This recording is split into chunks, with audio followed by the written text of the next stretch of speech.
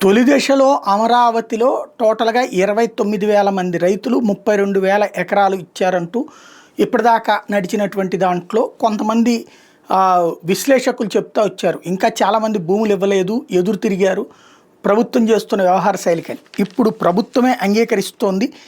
రైతులు ఇవ్వాల్సిన భూమి ఇంకా 1800 ఎకరాలు తొలి విడత దాంట్లోదే ఇవ్వలేదట. వాళ్ళందరూ ఇస్తే భూ సమీకరణ కింద తీసుకోవడం, లేదంటే భూ సేకరణే అన్నటువంటి నిర్ణయం తీసుకున్నారట. నిన్న సిఆర్డీఏలో రాజధానిలో పెండింగ్ భూముల మీద ప్రభుత్వం నిర్ణయం తీసుకుంది అన్నటువంటిది. భూ సమీకరణ కింద ఇవ్వడం అంటే ఆ 1200 1000 గజాలు, 1200 గజాలు, 200 గజాలు ఈ వ్యవహారం. దాంట్లో తలెత్తిన ఇబ్బందుల దృష్ట్యా వీళ్ళు భూ సేకరణకి ఒప్పుకుంటారేమో చూడాలి.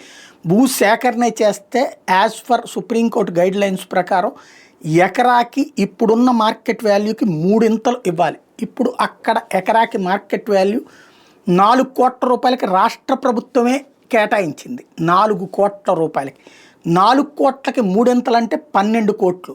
అట్లా కాకుండా రిజిస్ట్రేషన్ వాల్యూని పరిగణలోకి తీసుకుని దాని ఆధారంగా 3 అంటే అప్పుడు రిజిస్ట్రేషన్ వాల్యూ ఎంత ఉందన్న దాని మీదనే 50 లక్షలు చూపెట్టి గనక ప్రభుత్వం 350 కోటిన్నర ఇస్తానందే అంటే అక్కడ కూడా రైతుకి లాభమే. 1.5 కోటి చేతికి వచ్చేసినట్టు అవుతుంది. అయితే రైతు మళ్ళీ కోర్టుకు వెళ్తాడు. ఎందుకనంటే యాజ్ ఫర్ నామ్స్ ఈ రెండిట్లో ఏది ఎక్కువైతే అది ఇవ్వాలి.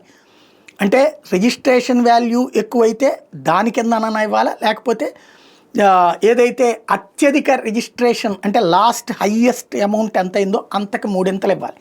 ఆ లెక్కను చూసుకున్నప్పుడు 4 కోట్లకి ఇచ్చినప్పుడు 3 4 12 కోట్ల రూపాయలు ఇవ్వాల్సింది. ఎందుకంటే కాంగ్రెస్ ప్రభుత్వం గద్దె దిగిపోయేటప్పుడు 2013 ఎండింగ్లో ఒక చట్టం చేసుకొచ్చింది.